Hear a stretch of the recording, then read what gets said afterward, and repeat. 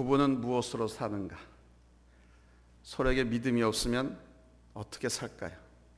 불안해서.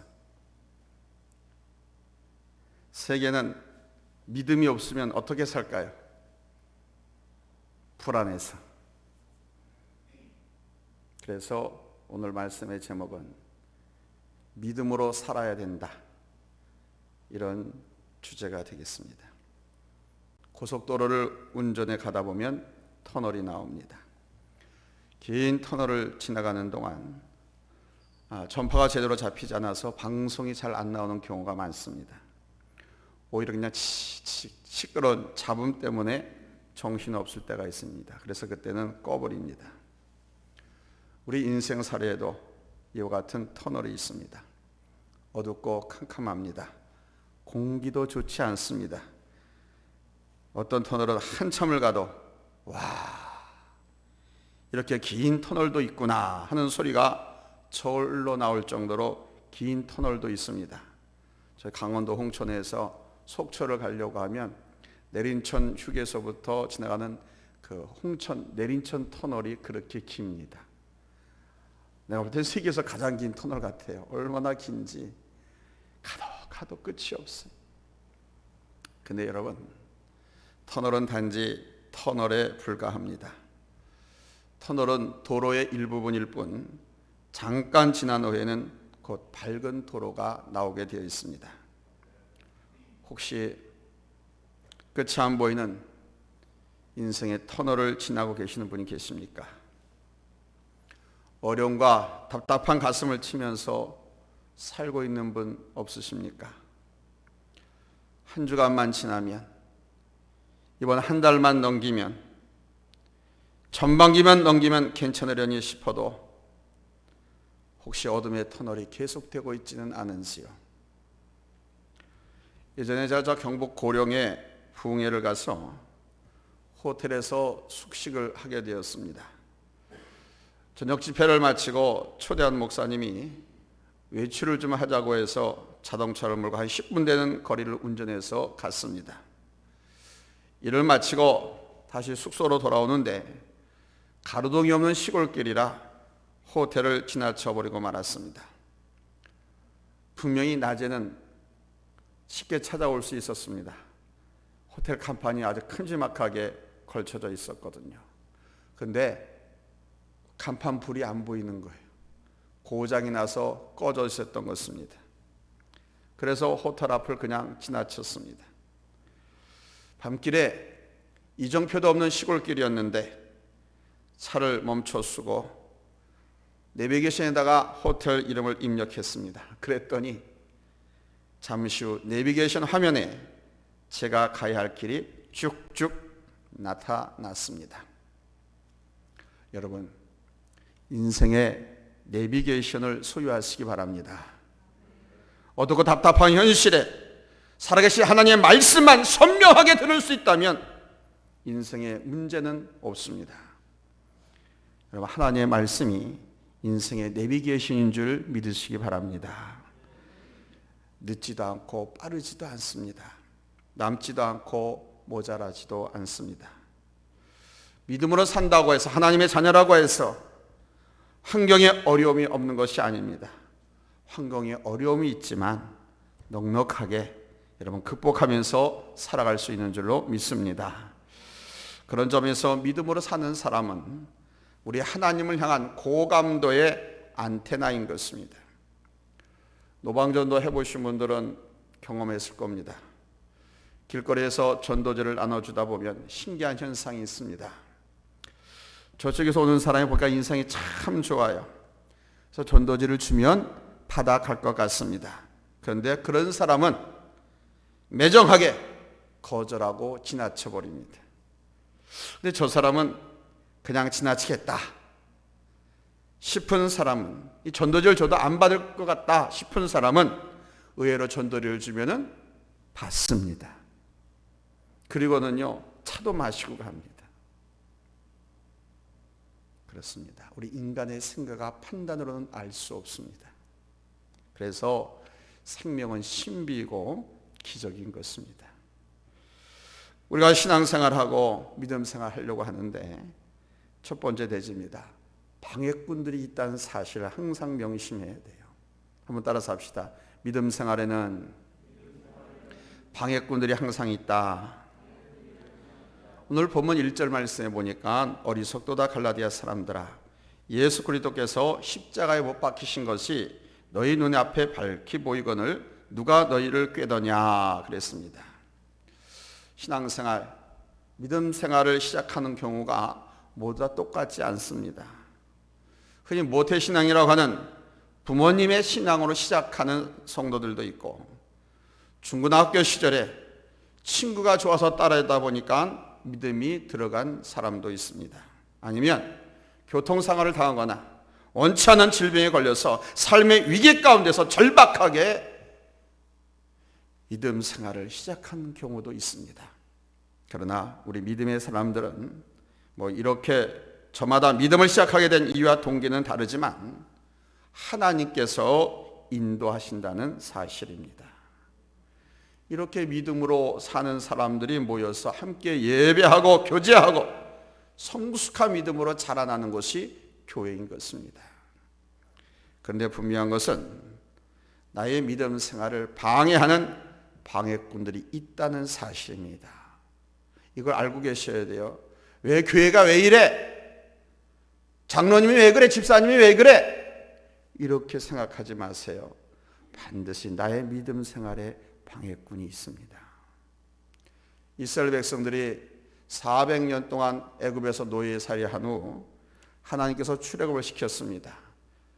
애굽에서 이스라엘 땅까지 가는 동안 광야길, 사막길을 지나게 되는데 그 광야에서 성막을 치고 하나님께 제사를 드렸습니다. 그러면서 자신들이 계약 백성, 즉 하나님과 언약 백성, 하나님의 부르심을 받은 선민임을 늘 자랑스럽게 여겼습니다. 천막 생활하면서도. 솔로몬 성전이 만들어지기 전까지 이스라엘 백성들은 성막에서 예배를 드리면서 하나님의 임재를 체험했습니다. 하나님께서는 저와 여러분이 바로 이 성산 제단을 통해서 하나님의 임재를 느끼게 되기를 원하십니다. 문제는 내 마음이 세상에 무뎌져서 하나님의 사랑과 하나님의 임재를 느낄 수가 없다라는 사실입니다. 고이 머리 숙여 기도하는 중에 하나님의 임재를 체험할 수 있습니다.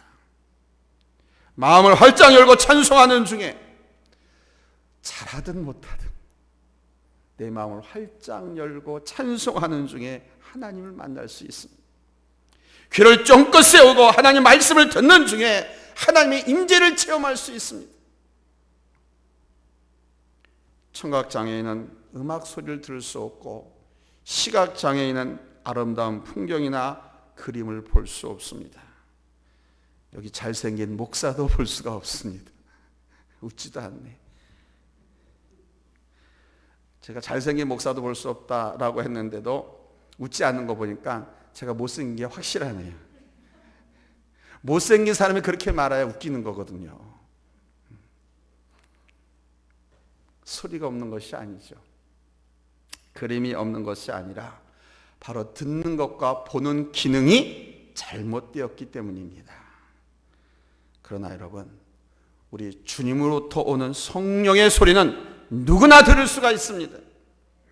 주파수가 주님께로 향한 사람은 누구나 성령의 인도하심을 받을 수가 있다 이거예요. 그러나 방해꾼들이 그런 우리들의 믿음을 회방을 놓는다는 사실입니다. 갈라디아 교회의 회방꾼은 다른 것이 아니었습니다. 율법주의였습니다. 믿음으로 구원받는 것이 아니라 율법으로, 행위로 구원받는 논리로 교회를 어지럽게 만들어 놓았습니다. 혹시 오늘 나의 신앙생활, 교회 생활을 방해하는 요소들은 뭡니까? 오늘도 이 방송으로 시청하고 계신 우리 성도님들 계신데 교회에 나오는데 나를 방해하고 못 가게 하는 그 방해 요소가 무엇입니까? 아마 사람마다 다 특색이 있고 다양할 것입니다. 분명한 것은 누구보다도 자기 자신이 더 잘 알고 있을 겁니다. 내가 왜 저녁 예배 안 나가는지, 내가 왜 교회 기도하러 안 가는지, 자기 자신이 잘 알고 있을 겁니다. 나의 믿음을 방해하고 나의 영성을 혼란스럽게 하는 요소들이 무엇인지, 여러분 오늘 그것을 썩은 물을 잘라내듯이 여러분 싹둑 잘라내버리시기를 예수님의 이름으로 부탁을 드립니다. 썩은 물을 잘라버리지 않고 그것 가지고 깍두기도 않고 국 끓여보세요. 국이 어떻게 되겠나?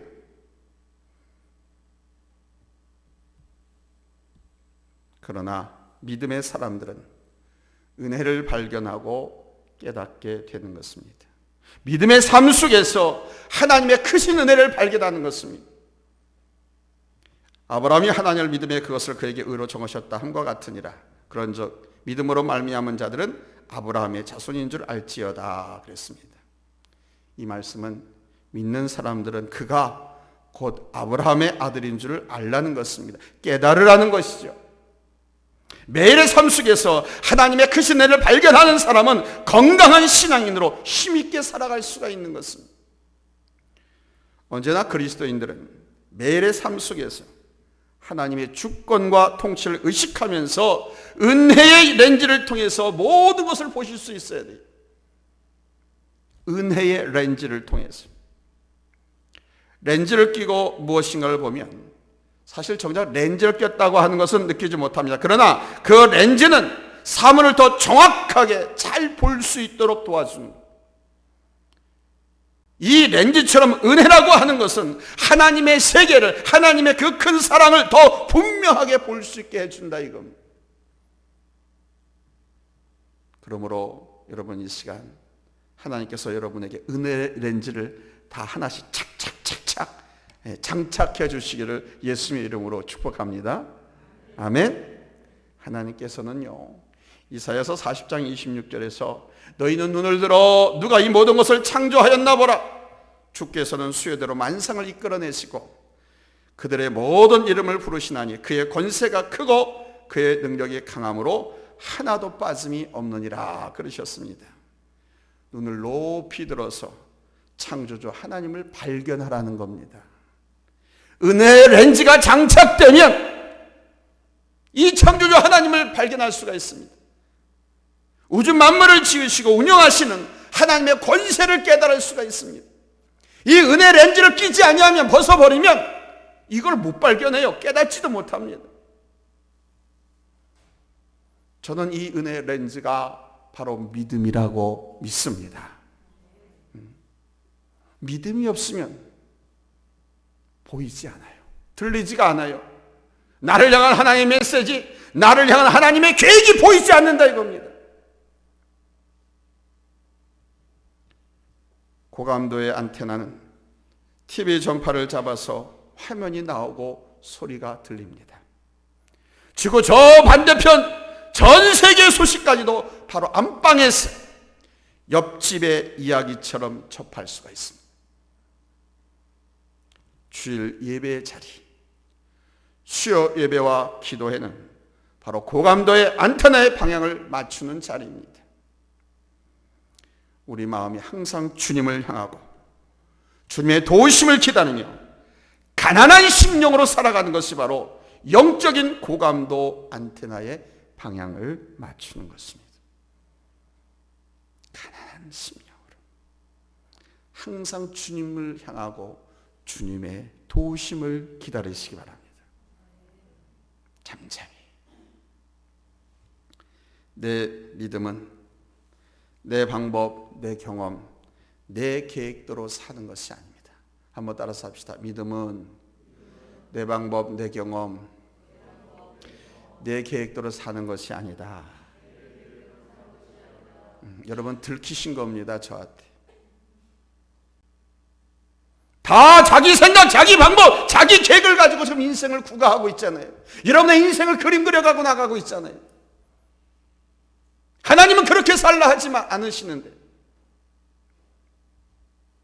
오늘 본문 11절 말씀에 보니까 또 하나님 앞에서 아무도 율법으로 말미암아 의롭지 되지 못할 것이 분명하니 이는 의인은 믿음으로 살리라 하였습니다. 그랬습니다.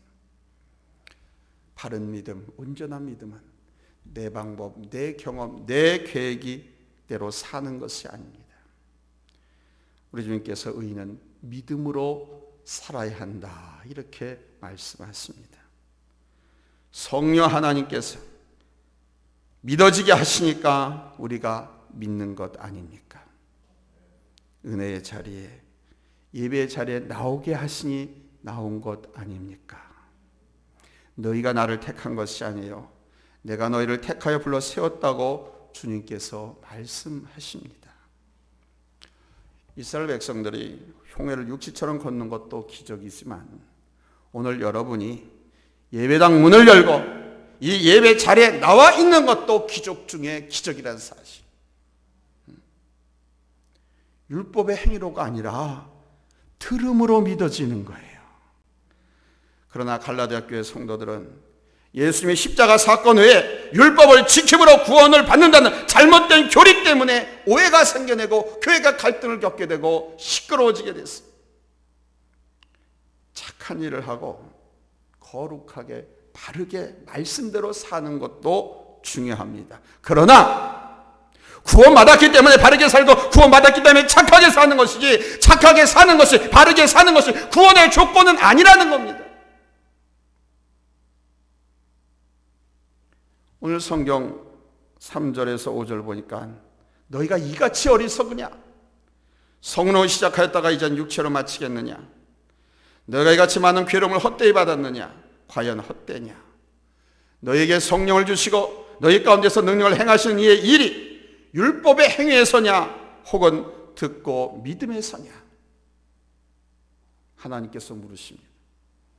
6절 7절에 가니까 아브라함이 하나님을 믿음에 그것을 그에게 의로 정하셨다함과 같으니라. 그런즉 믿음으로 말미암은 자들은 하나님이 아브라함의 자손인 줄 알지어다 그랬어요. 아무리 비싼 거, 아무리 좋은 것도 사용되지 않으면 쓰레기에 불과합니다. 제가 이사를 하면서 참 많은 책을 버렸습니다. 팔아먹기도 했지만 제가 책이 꽤 많습니다. 중학교 시절부터 제 방엔 책이 산더미처럼 쌓여 있었어요. 신학 공부를 하면서는 더 많은 책들이 쌓였습니다. 집에 세간살이보다 책이 더 많았으니까. 근데 이사할 때 보니까 제일 지금 그 인부들이 싫어하는 게 책이더라고요. 책은 읽는 사람에게나 책이지 그걸 들어서 옮기는 사람에게는 바윗덩어리나 다름이 없습니다. 무엇이든지 그냥 그 자리에 있는 것보다 쓰임받을 때 값어치가 빛나는 것입니다. 하나님은 우리를 쓰임받는 인생으로 부르셨어요. 하나님의 말씀을 통해서 다듬을 것은 다듬고 고칠 것은 고치는 훈련을 하시고 그 다음에 쓰임을 받게 하십니다.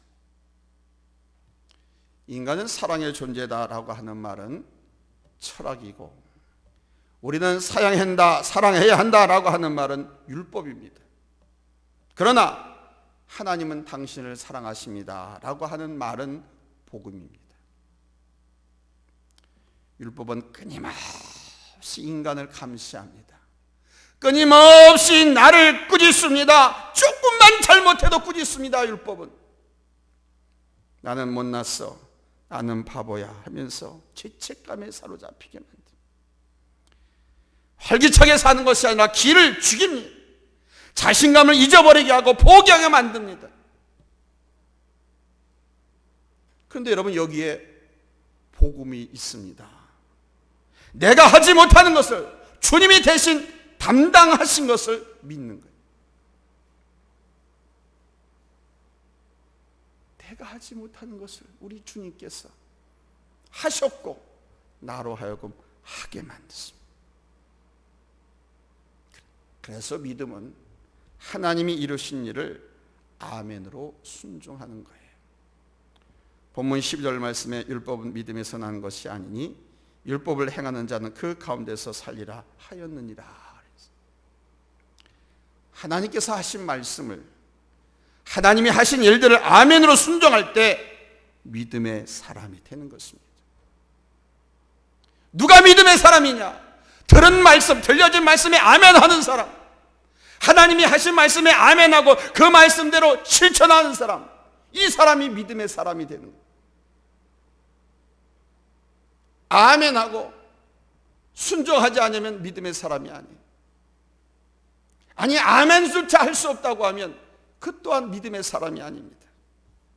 제가 설교를 준비하고 여기 강단에 서기 전에 기도를 하면 꼭 우리 주님께서 이 목사야, 너 설교하려는 거 너는 그거 다 지켰냐 하고 물어보십니다. 그러면 곰곰이 생각해 봅니다. 부끄럽기 짝이 없습니다. 그래서 기어 들어가는 목소리로 주님 다 못 지켰습니다 라고 대답합니다. 야 이놈아, 너도 못 지킨 것을 어디다 설교하려고 그래? 그러면 기가 푹 죽어가지고 오늘 이 설교 못하겠구나 생각합니다. 그러면 다시 부드러운 주님의 음성이 들려옵니다. 내가 설교하려고 한 그것이 네 말이냐? 아니 주님 말씀입니다. 그래? 그럼 너는 내 심부름이나 해라 이렇게 말씀하십니다. 그래서 말씀합니다. 또 하나님 앞에서 아무도 율법으로 말미암아 의롭게 되지 못할 것이 분명하니 이는 의인은 믿음으로 살리라 하였습니다. 그렇습니다. 우리는 믿음으로 사는 사람들입니다. 세상 지식, 재물 갖고 사는 사람들이 아닙니다. 하나님의 은혜로 살고 하나님께서 주시는 그 은총의 힘으로 살아가는 사람들입니다.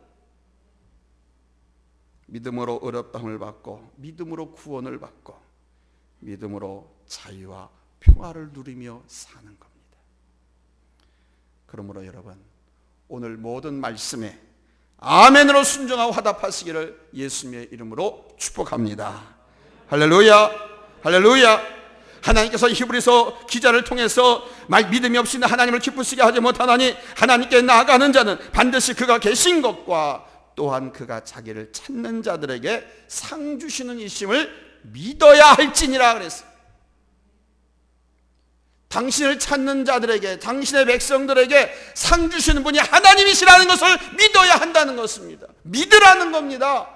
할지니라 이 말은. 일본의 한 작은 교회 가난한 목사의 아내로서 44살의 일기로 세상을 떠난 하라자키 모모코라고 하는 여인이 있었습니다. 하도 숨쉬기가 힘들고 몸이 아파서 병원에 가서 검사를 해봤더니 악성폐암. 악성폐암. 내 남편은 알리지 않았습니다. 한참을 지나고 나서 아내에게 이 사실을 알렸습니다. 남편한테 악성폐암으로 살 날이 얼마 남지 않았다는 소식을 접해들은 그 아내는 그날부터 있는 힘을 다해서 자기 생명이 붙어있는 44일 동안 죽기 이틀 전까지 글을 썼습니다. 남편의 입에서 당신이 악성폐암에 걸렸어. 의사가 2주밖에 못 산다고 하오. 이 말을 들은 그날의 그녀의 일기가 이렇게 시작됩니다.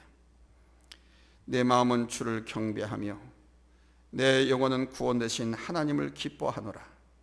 오늘이라는 날 1978년 6월 28일을 나는 분명히 적어 놓아야만 했다. 오늘은 내 길지 않은 생애에 있어서 획기적인 날이 되었다. 나의 생애는 오늘부터 시작된다. 이제부터가 진정한 삶이다. 7월 30일 주일 아침, 그녀는 교회에 갈 수 있는 모든 기력을 상실했습니다. 나갈 수 없는 교회, 지금쯤 성도들이 예배를 드리고 있겠지. 그녀는 예배를 드리고 있는 교회와 그 예배 광경을 생각하면서 병상에서 주님을 예배했습니다. 세상을 떠나기 직전에 그녀는 사랑하는 자기 아들에게 마지막 편지를 썼습니다. 그 편지를 공개합니다. 아들아, 신앙이란 단순히 눈에 보이지 않는 하나님이 존재한다는 뜻이 아니다. 그것은 하나님의 사랑을 믿고 끝까지 신뢰하는 것이란다. 사랑하는 아들아, 엄마는 엄마의 병을 알고 있다. 머지않아 더 심한 육체의 괴로움이 엄습해 온다는 것도 각오하고 있다. 그러나 엄마에게 더 분명하게 알려진 사실은 이 모든 것을 통해서 하나님은 아직도 사랑이시며 신실하다는 것, 그리고 이 하나님의 사랑은 더욱 깊게 엄마를 감싸고 계신다는 사실이다. 또 무엇보다 예수님이 이 엄마와 함께 계셔서 곧 하나님 나라로 데려다 주시리라는 사실을 알고 있단다. 아들아, 제발 고통스러운 이 엄마를 보아라. 이 엄마의 최후를 꼭 지켜봐 주기를 바란다. 이 엄마의 육체가 식어져 굳어졌을 때 거기에 죽어 있는 것이 엄마가 아님을 확인해 다오. 죽는 것은 육체일 뿐이다. 엄마의 나그네 길에서 엄마는 육체를 남기고 떠난다. 그러나 이 엄마는 여기서 떠나서 어딘가로 갔다는 것을 너도 알게 될 것이다. 어디에 갔을까? 어느 분 앞에 갔을까? 하나하나 내가 스스로 기도해서 해답을 얻어보거라. 그것이 내가 너희들에게 이 세상에서 남기는 마지막 커다란 선물이란다. 사랑하는 성도 여러분, 모든 의미와 가치는 쓰여지는 것 속에서 얻어지는 것입니다. 하나님의 말씀은 우리를 쓰임받는 인생으로 부르셨습니다. 믿음의 시작은 다 다양합니다. 그런데 믿음의 생활을 방해하는 여러 가지 방해꾼들을 만나게 됩니다. 매일의 삶 속에서 하나님을 붙잡는 고감도의 안테나로 우리는 바른 길로 가야 됩니다. 내 방법, 내 경험, 내 계획이 아니라 주님의 뜻에, 주님의 계획에 맡기자는 겁니다. 하나님이 이루실 일에 아멘으로 순종하자는 것입니다. 내 평생 믿음으로 살았다고 고백하고 간증하는 우리 복된 성도들이 되시기를 예수님의 이름으로 축원합니다. 기도합시다.